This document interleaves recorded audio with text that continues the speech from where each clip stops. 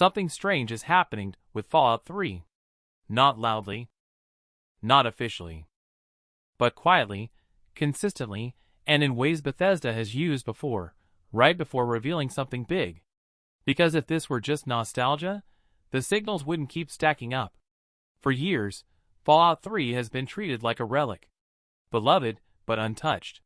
Mentioned, but never revisit. Ed. And then suddenly, it's everywhere again. A new Fallout trailer drops in early 2026, timed perfectly with the TV series finale.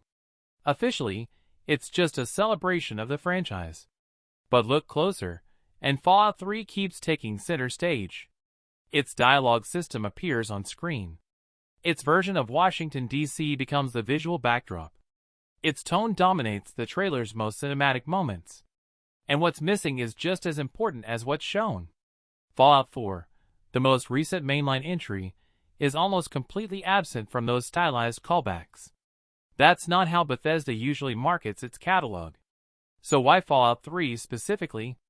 To understand that, you have to rewind a few years to a document Bethesda never meant us to see. During Microsoft's acquisition of Bethesda, internal planning documents leaked into the public record. In those documents was a list of future projects. One of them was Oblivion Remastered. At the time, many fans dismissed it. Until Oblivion Remastered actually happened, almost exactly as listed. Right next to it in those same documents was something else.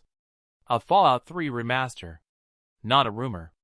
Not speculation. A planned project. That alone doesn't mean it's coming soon. But it does mean Fallout 3 has never left Bethesda's internal roadmap. And that's where things get interesting. Because Bethesda has changed how it releases games. Long marketing cycles are no longer guaranteed. Hi-Fi Rush appeared out of nowhere. Oblivion Remastered followed the same pattern. Even Bethesda insiders have openly said the studio wants to do more surprise launches. Which raises a very uncomfortable question. If Fallout 3 were close, would Bethesda tell us ahead of time? Or would they let the internet slowly connect the dots? Then, there's the insider chatter. Multiple industry sources, independently, have said the same thing. Fallout 3 is real. Fallout 3 is planned. But Fallout 3 is not imminent. More importantly, several insiders agree on one key detail. Fallout 3 would arrive before a New Vegas remake. That matters because it suggests priority.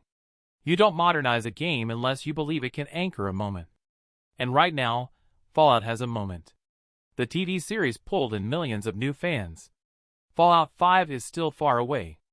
Elder Scrolls 6 is consuming Bethesda's main resources. There's a gap in the release calendar. And Bethesda has filled gaps like this before with remasters. Meanwhile, Fallout 3 itself is quietly being repositioned.